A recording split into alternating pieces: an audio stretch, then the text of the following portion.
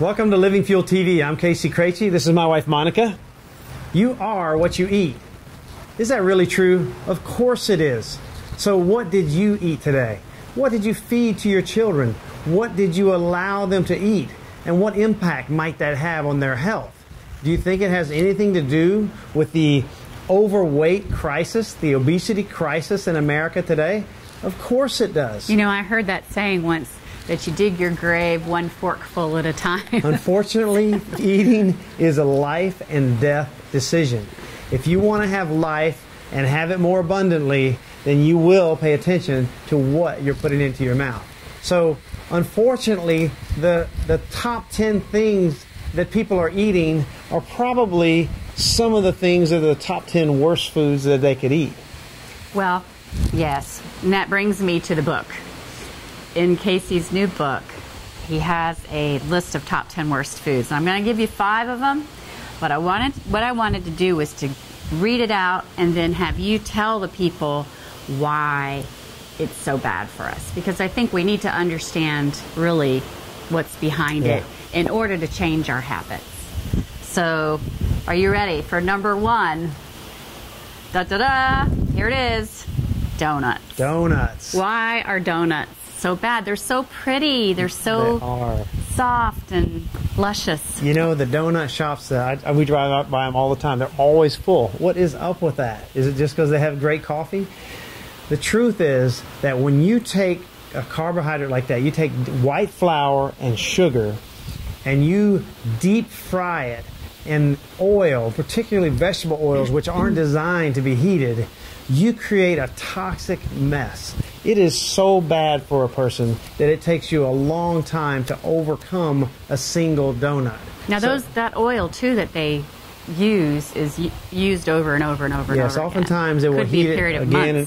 Well, they're supposed to change it. Hopefully they don't change it in months, but it's still very bad. Once you heat a vegetable oil to a boiling temperature, you have destroyed it. And then you let it cool and do it again, you've really caused a mutated substance that the body does not recognize. So you often say in our talks that you're better off smoking a cigarette than eating a donut. Why is that? Well, because of the toxic equivalent. You know, really, we'll go to number 2 now and add it in so we can add that discussion. French fries, right? So French fries and any really deep fried food is creating such a toxic mess and mutated substances that your body doesn't recognize that I say, like, when you think of a French fry, put one between your finger and hold it to your mouth like you're smoking it so you can get the real picture that it really is a destructive food, and those 2 should not even be on your list of things that you are willing to put in your mouth. I mean, what does your body do with it? What does your body say when it receives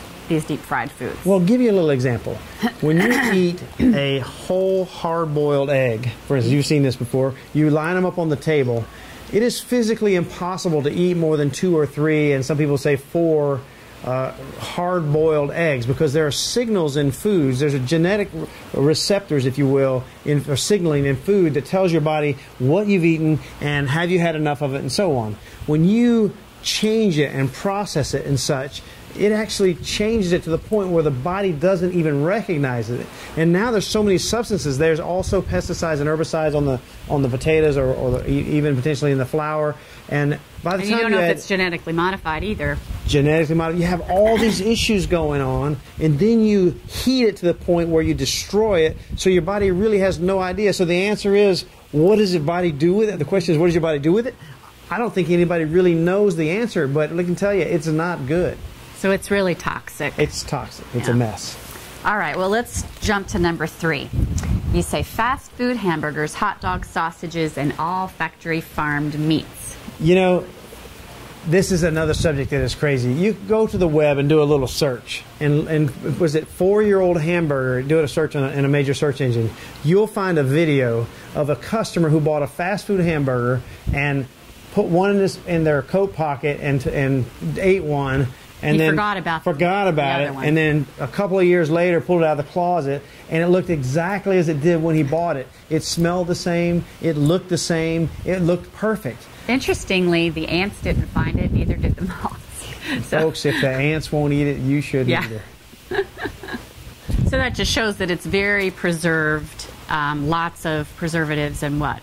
What does that tell? Who knows what it tells? I mean, it's lots of preservatives. There's chemicals in there. There's things you don't recognize. We recently found that one of the fast food chains, they talked about the burger in their tacos, that it's not really even just burger. It has a mixture of things. It's only 30% beef, and then it has anti-foaming agents and cornstarch and other things mixed in there to make the ground beef. So, this is an area where you really want to try to avoid those kind of places for your beef, frankly. All right.